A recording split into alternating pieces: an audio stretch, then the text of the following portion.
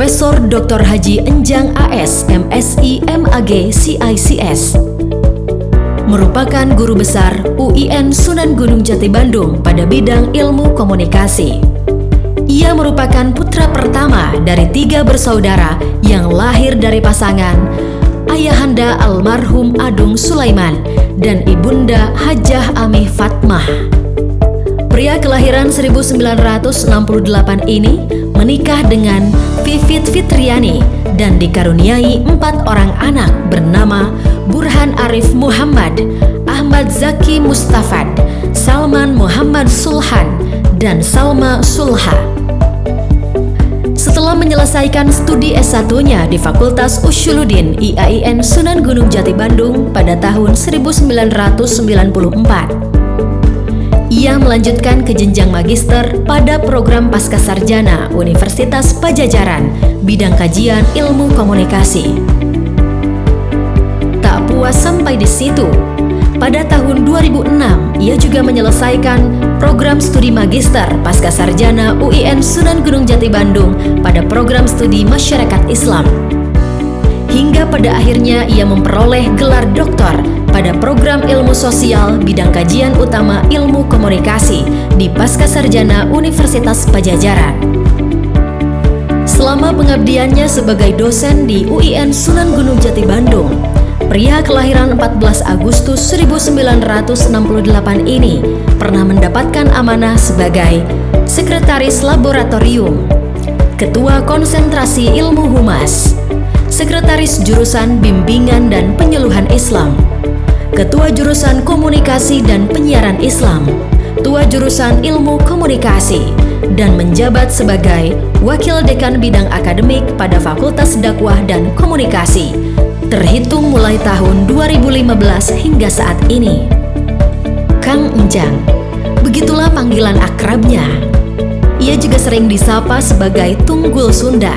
Di sela-sela kesibukannya menjadi dosen, selain aktif sebagai reviewer pada jurnal nasional dan internasional, ia juga menulis pada jurnal nasional dan internasional, juga produktif dalam menulis buku.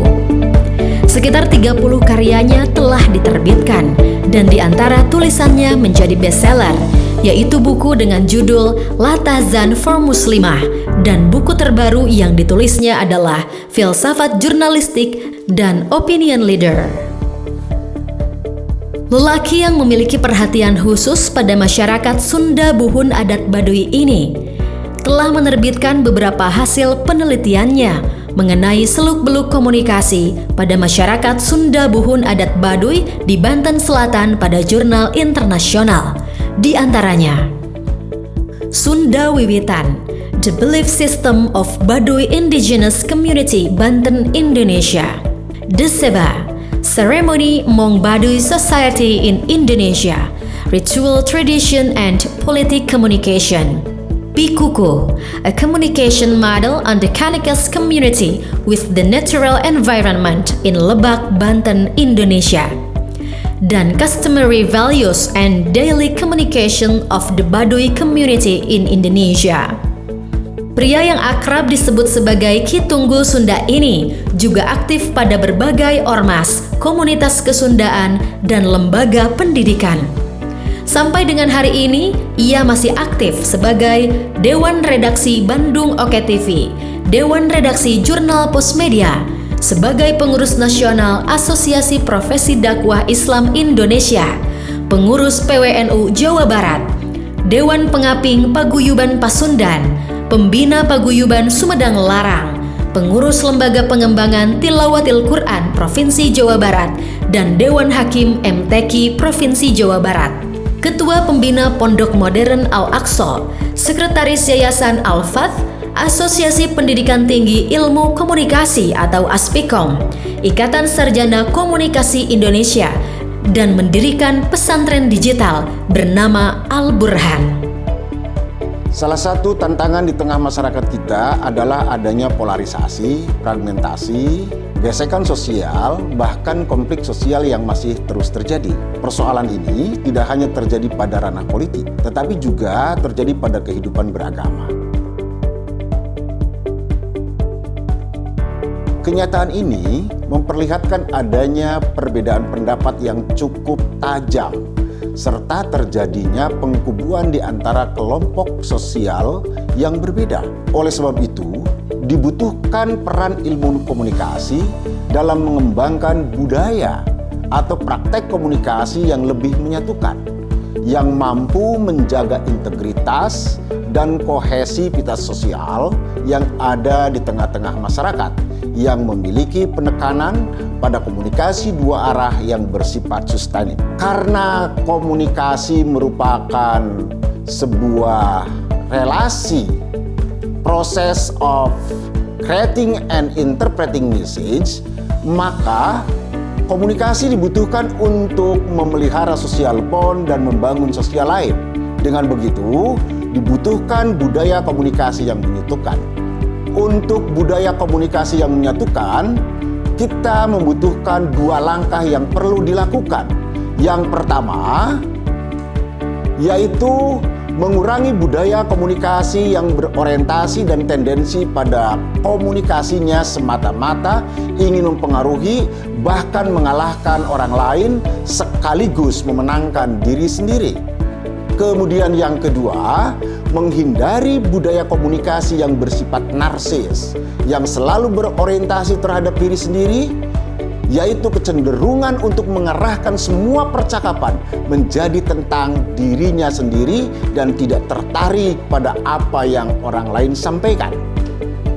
Tentu, ini menjadi spirit ajaran Islam sebagai agama rahmatan lil alamin dan bersifat solihun li kulli zaman wa makan yang diajarkan oleh Rasulullah Sallallahu Alaihi Wasallam, yaitu senantiasa mengembangkan komunikasi dalam bingkai ukhuwah Islamiyah dan ukhuwah insaniyah yang dibangun atas norma dan nilai-nilai universal keislaman yang paling fundamental agar menghasilkan hubungan yang lebih baik dan terhindar dari sikap benar sendiri, intoleran, dan sikap eksklusif.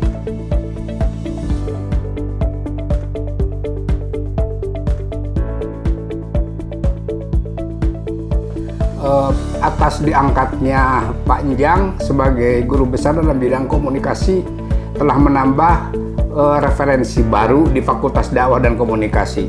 Saya secara pribadi sebagai sama-sama guru besar komunikasi menyambut baik atas kehadiran Pak Njang yang memfokuskan kajiannya pada bidang komunikasi. Pak Njang ini sebetulnya punya minat yang besar pada kajian-kajian komunikasi sosial.